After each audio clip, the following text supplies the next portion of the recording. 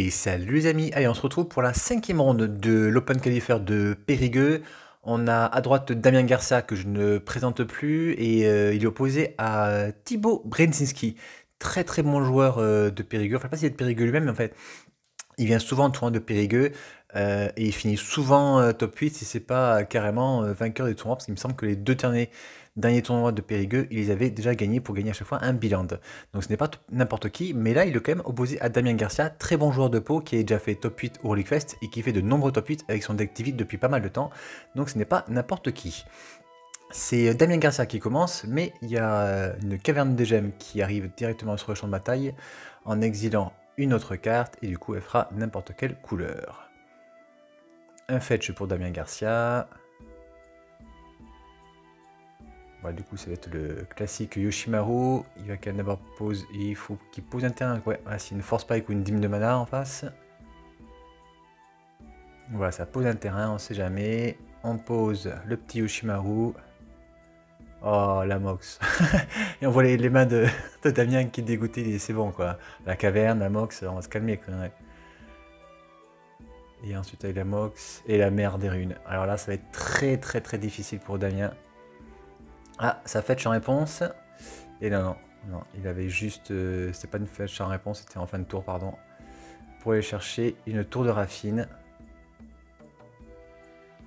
Je pense pas qu'il joue balance dans son deck. En revanche, il joue quand même, bien sûr, Vras et Toxic Déluge. Enfin, Vras, c'est qui est incontrable. Verdict divin. Mais il y a quand même du beau monde en face. On n'est que tour 2, oui. Eiganjo, donc du coup ça trigger sur Yoshimaru qui est déjà 3-3.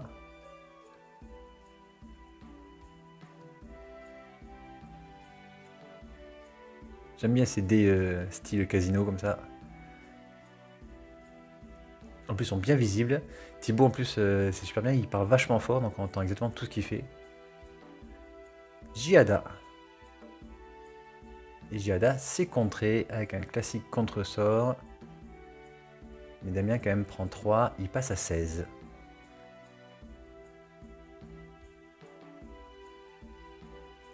Et le problème, c'est qu'à part une Vras, il n'y a pas grand chose qui peut l'aider là. La mer des runes va pouvoir protéger. On va faire un anti-créature fin de tour sur la mer et ensuite en refaire un dessus ou sur Uchi.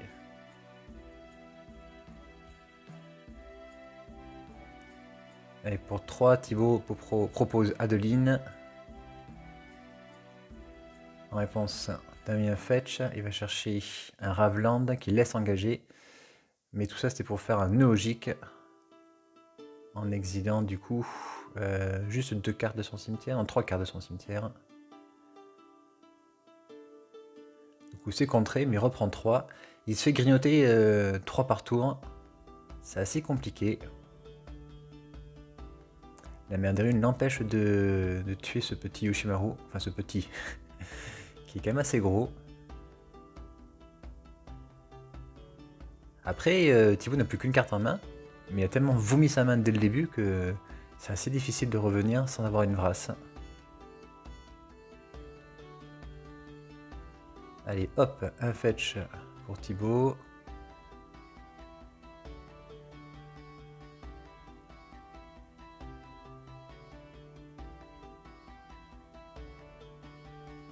Hop, à nouveau 3.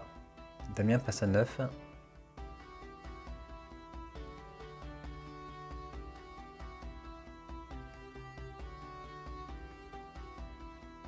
Ah, Damien, je sais qu'il n'aime pas spécialement les téléphones.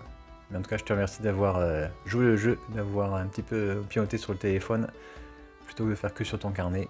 Fin de tour, il fait une terre arable irriguée en cyclage. Il essaie de trouver des solutions assez rapidement.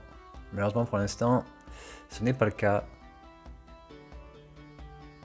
Ah, puis Thibaut propose encore un terrain légendaire qui booste Yoshimaru. Damien prend 4, il passe à 5.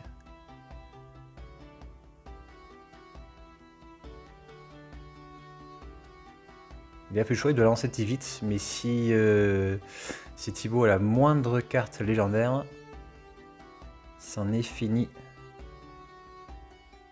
Voilà, il propose Tivit, il n'y a pas de dîme de mana en face, donc du coup ça passe. Il va créer 2 jetons indices.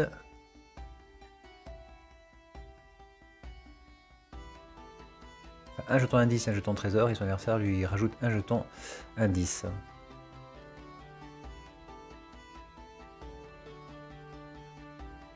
Et ben voilà, ce que je pensais, voilà. Le Eigonjo Castle. C'est légendaire, c'est incontrable. Il attaque avec Yoshimaru et il le protège du noir avant qu'il puisse bloquer avec Tivit. Oh, il n'y a plus que 2 terrains en main en plus. Ouais. Malgré tout, il a pioché beaucoup de terrain, Thibaut, mais la pression du petit Yoshimaru qui, d'entrée, a fait quand même beaucoup de dégâts. Ça suffit à faire la game. Allez, un mulligan pour Damien qui commence sa partie avec une voile d'ascendance. En face, on a le classique Yoshimaru.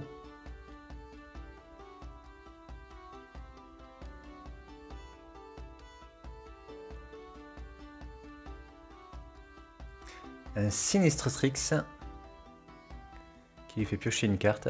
Très bien ça, justement pour pouvoir bloquer Yoshimaru et en plus être remplacé.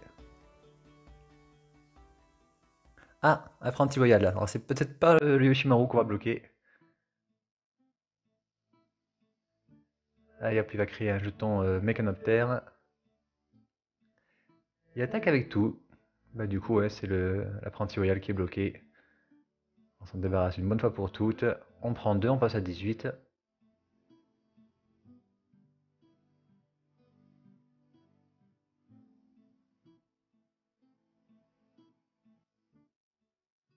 il a 43 terrains, plus une dîme de mana. C'est ultra rare qu'il ait des Mahades, mais bon, malgré tout, ça peut arriver. La preuve, il a fait un mulligan, alors soit que c'est trop de terrain peut-être, mais c'est vrai que c'est ultra rare qu'il ait pas assez de terrain en tout cas. Ouh, festivité du couchant. Ben, c'est dans ce genre de cas que ça prend vraiment toute son ampleur. Il va gagner 4 points de vie, il va créer 2 jetons humains. En revanche, l'adversaire se vide assez rapidement de sa main en général, donc on ne pioche pas de cartes. Mais on repasse à 22. Tous les petits jetons que j'affiche sont bientôt à gagner sur la chaîne. Il reste encore pas mal de jetons de l'ancienne vague. Et je crois que c'est fin mai que je vais avoir une semaine de vacances pour peaufiner tout ça et commander cette nouvelle vague de jetons. Une apparition du Force Céleste, il veut exiler un jeton, mais non, c'est Damien lui précise que c'est créature non, enfin, ouais, créature non jeton, pardon, et non terrain. Et du coup, les 2 jetons vont se ruer sur le petit Yoshimaru.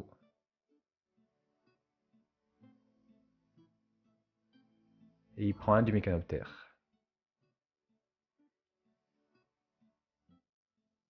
Ouais, petit misplay, mais comme il disait Thibaut, voilà, on a beau jouer depuis pas mal d'années, on en apprend tous les jours.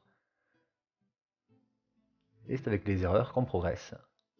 En plus, le texte est assez long de l'apparition. Et je sais pas si Thibaut est comme moi, mais moi j'ai souvent la flemme de lire les cartes en entier. Et je me fais souvent avoir par mes propres cartes. Allez, un puits portable, ça exile le petit jeton Mécanoptère. Alors je pense qu'il doit y avoir quand même pas mal d'anti-créatures pour pouvoir gaspiller en quelque sorte un anti-créature sur le 1 volant.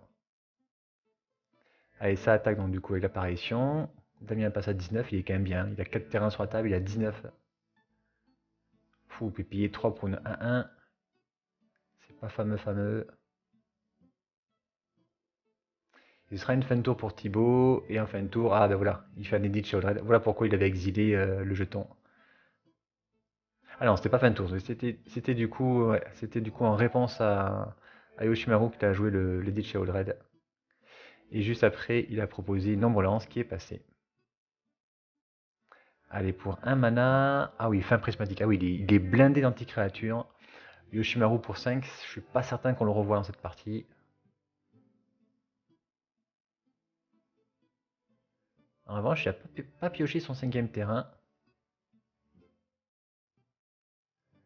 Le clair pénitent. Très bien, ça vole en plus.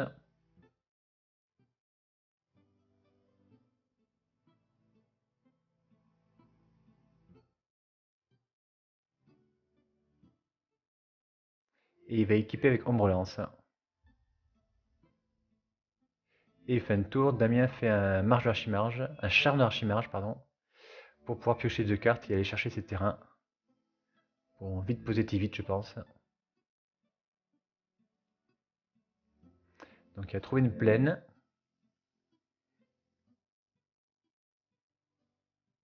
Ouais, ça donne plus un plus un. Le lien de vie et le piétinement. Donc on a une 3-2 piétinement lien de vie.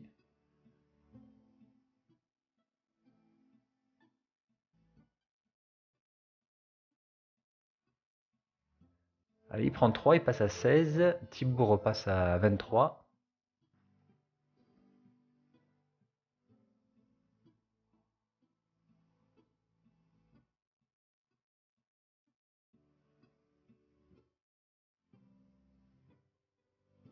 C'est en dessous, voilà. Ils vont finir par l'apprendre cette application, ils la connaîtront par cœur, hein. Parce qu'en plus, ouais, Thibaut, c'est quand même un gars qui est souvent dans les tables hautes. Donc je serai souvent amené à le refilmer, je pense. Du coup, ça repose quand même Yoshimaru pour 5. Et fin de tour, il y a une solitude qui est jouée par Damien pour tenter d'exiler le client pénitent, mais qui en réponse va être sacrifié pour exiler le cimetière de Damien.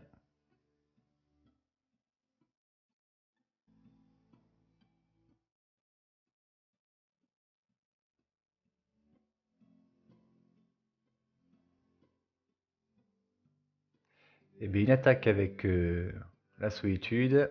Hop là. On n'arrête pas de faire le yo-yo au niveau des points de vie. 19 partout à nouveau.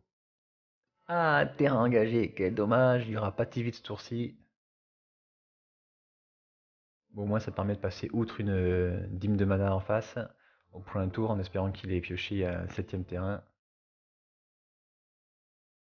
Giada, qui est une créature légendaire et surtout volante, donc qui va permettre de passer outre les créatures terrestres comme la solitude.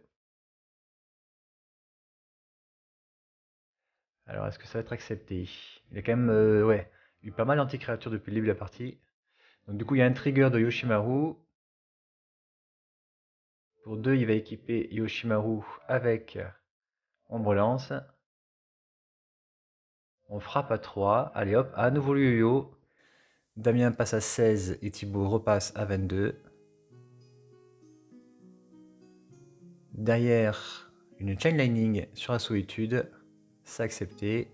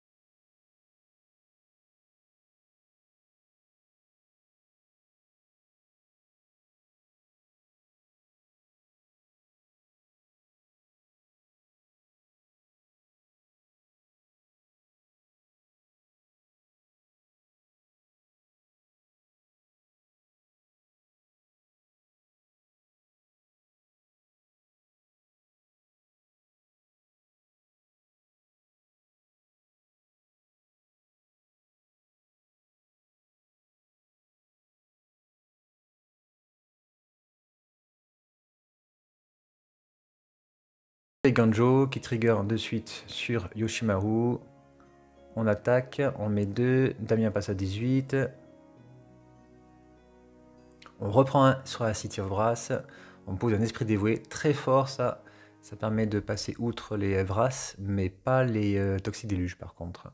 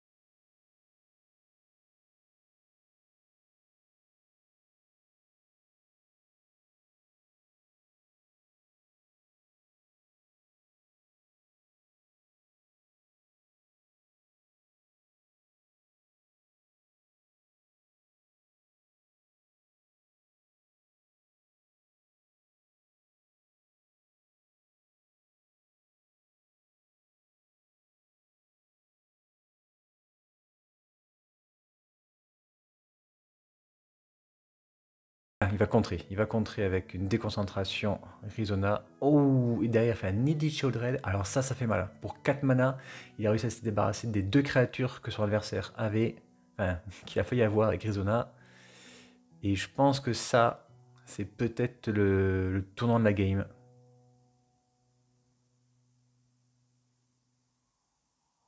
Il a 5 terrains maintenant. Je pense qu'il commence à vraiment être pas mal. Même s'il a 7 points de vie. Il n'y a rien sur la table en face. Il n'y a pas de terrain qui puisse s'animer.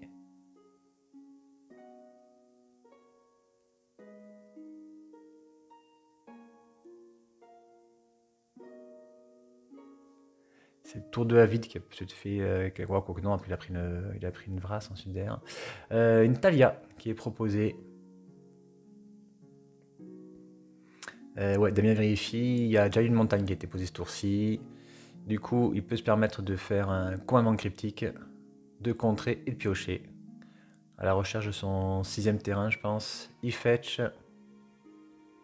Il va chercher une plaine. Avant de remélanger, avec la plaine, il fait une dîme. Donc du coup, voilà, il est sûr d'avoir son 6ème terrain là. Il est allé chercher. Ça tournera à son tour. Hop, il va pouvoir piocher. Et il va logiquement peser Tundra. Et t'évites. Ah, il a pas peur des dîmes de mana. Chaque fois, il va comme ça. En même temps, quand il a 6 points de vie, je pense que ça peut-être pas le temps d'attendre. Donc, il va faire 2 trésors et un indice proposé par son adversaire. Allez, hop, il y a un fetch pour Thibaut. Et n'empêche, entre les fetch et la City of Brass, il s'est fait quand même 5 points de dégâts déjà.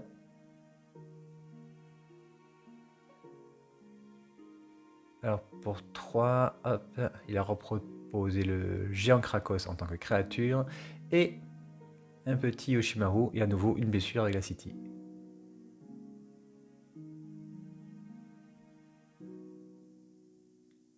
ça attaque quand même, donc il y a encore des ressources en face. Il prend 6 en même temps Thibaut, et il y a une colonnade céleste sur le champ de bataille. Il va faire 2 trésors, plus un troisième trésor offert par son adversaire, donc beaucoup de mana.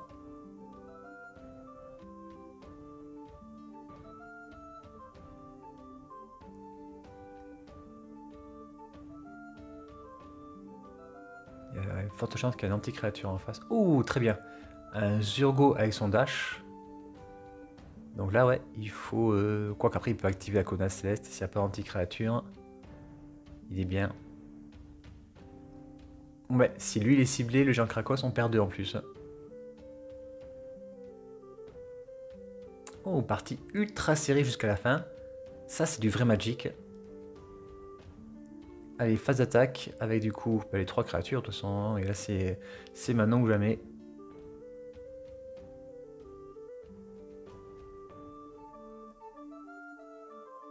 Alors, qu'est-ce qu'il a? Un Magence vive, peut-être. Pour Throne Evoque. Ouh, alors ça, je connais pas. Infiltrateur Sicarian. Il fait le squat 2 fois. Et du coup, il fait 2 autres copies. Ouais, il lui manque encore un mana. Ah non, ça, oui, il a tout payé. Il avait 5 trésors, donc ça, il fait 2 copies.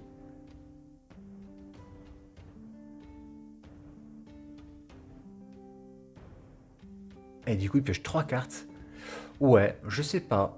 Alors ici, en l'occurrence, c'est pas mal, mais je sais pas si... Tu me diras, Damien, qu'est-ce que tu en as pensé de cette carte? Alors oui, là, en l'occurrence, ici, c'est vraiment très fort, mais ça te permet de te sauver d'une mort certaine, on va dire. Mais je sais pas, sinon, si ça vaut vraiment le coup, cette carte. Et du coup, il va mettre une créature sur chaque. Trop peur de Ambercleave, je pense. Comme ça, au moins, il est tranquille. Quoi qu'Ambercleave, je crois que ça donne aussi le pétillement. Après, il me semble qu'il a encore un contre. Je crois que j'ai cru voir un charme de Archimage en main, il me semble.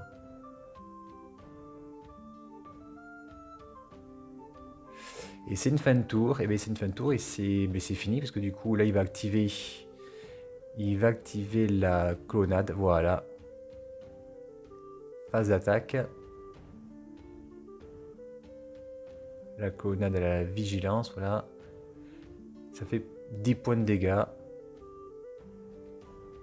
Ah, il doit avoir un retour au pays. Il se tâte à se retourner au pays son géant Krakos. Ce sera pas la bonne solution.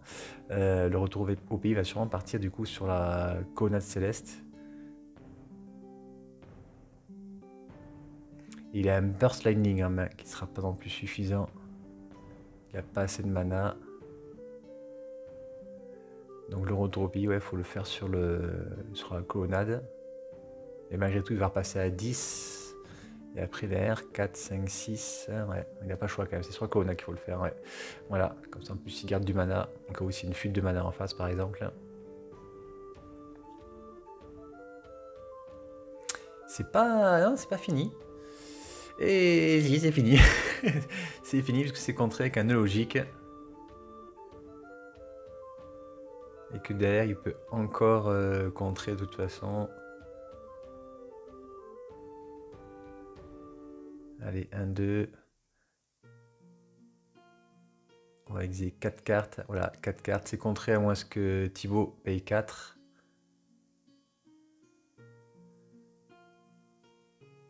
Non, la Burst Lightning, il peut rien faire avec. Non, là je vois pas comment il peut revenir. Je crois que l'autre carte c'est un terrain, j'ai pas bien vu, mais c'est un terrain il me semble. Et bien ouais, c'est fini. Et bien très belle partie. 2-1 pour Damien Garcia, qui passe d'ailleurs en top 8. Moi malheureusement j'ai fait une très mauvaise performance ce jour-là. Je crois que j'avais fait 2-3 drops. Donc du coup on ne me verra pas en top 8. Et je ne suis pas resté du coup pour filmer les parties restantes. Donc on va entamer ensuite l'Open Qualifier de Libourne. Prochaine partie ce sera vendredi. Allez, à bientôt, bye bye.